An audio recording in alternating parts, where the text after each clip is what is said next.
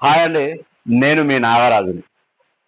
శుక్రాచార్యుని గురించి మీరు సినిమాల్లో చూసే ఉంటారు, పురాణాలలో చదివి ఉంటారు.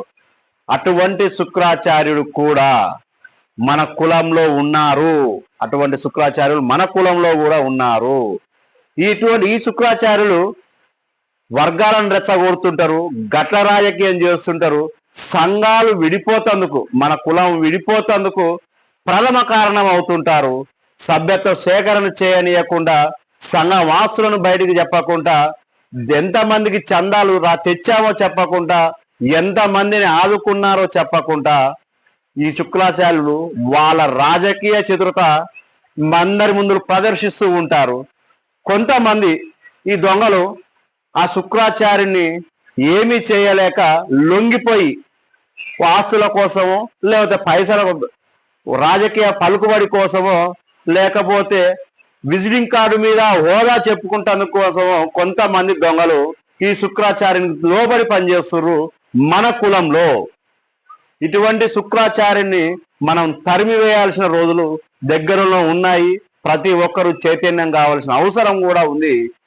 మన కులం ఆత్మగౌరవాన్ని దెబ్బతింటందుకు మొట్టమొదటి కారణం ఇటువంటి శుక్రాచార్యులు మన కులాలలో పుట్టడమే మనం చేసుకున్న దౌర్భాగ్యం.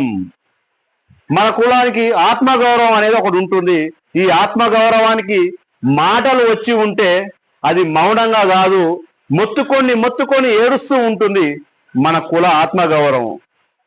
ఇటువంటి శుక్రాచార్యులు ఎంతో మంది ఉన్నారయ్యా మన సంఘంలో. వీళ్ళందరూ కలిసి పాడగడుతురు మన ఆత్మగౌరవానికి. శ్మశానానికి తీసుకుపోయి చితి మీద తగలబెడతానికి ప్రయత్నం చేస్తున్నారు. కొంతమంది యువతలు దాన్ని అడ్డుకోండి, నన్ను దింపుడు గల్లం దగ్గర పిలవండి అని మొత్తుకుంటూ ఏడుస్తూ ఉంటుంది ఈ మన ఆత్మగౌరవం, కుల ఆత్మగౌరవం. కొంతమంది పోరాటాలు చేస్తూ ఉంటే ఆ దింపుడు గల్లం దగ్గరనైనా అది లేచి ఎవరైతే తనకు చిట్టు పెడతానికి ప్రయత్నించిన ఈ దొంగల నాయకులు, ఈ దొంగల ముఠ నాయకులకు అదే చితిలో తగలబెట్టేందుకు ఆత్మగౌరవం సిద్ధంగా ఉంది. కానీ మనం చైతన్యవంతులం కావాల్సిన అవసరం ఉంది. కుల సంఘంలో సభ్యత్వం తీసుకోవాల్సిన అవసరం ఎంతైనా ఉంది. ప్రతి కుల నాయకుని మన సంఘంలో ఉన్న జిల్లా, మండల, రాష్ట్ర, జాతీయ నాయకత్వాన్ని గల్లలు బట్టి అడగాల. నేను ఈ కులంలో పుట్టా, నాకెందుకు సభ్యత్వం ఇవ్వర్రా అని అడగాల్సిన అవసరం ఉంది మీ అందరికీ. ఇది లేని రోజు మనకు చైతన్యం ఉండదు, మనకు ఆత్మగౌరవం ఉండదు. ఈ దొంగలే రాజ్యం వెళ్తుంటారు. నేను ఇప్పుడే పుట్టిన మొక్కని, ఖచ్చితంగా వృక్షాన్ని అవుతా. మీ అందరిలో చైతన్యాన్ని తెస్తందుకు నేను ప్రయత్నం చేస్తూనే ఉంటా. నేను అవినీతి పరుణ్ణి కాదు. ఖచ్చితంగా మీ అందరి కోసం చైతన్యం తీసుకొస్తేందుకే మీకు నడుము కడతా. ఇంకా 20-30 ఏళ్ళైన ప్రయత్నం చేస్తూనే ఉంటా. కానీ ఖచ్చితంగా అందరిలో చైతన్యం తెప్పిస్తా.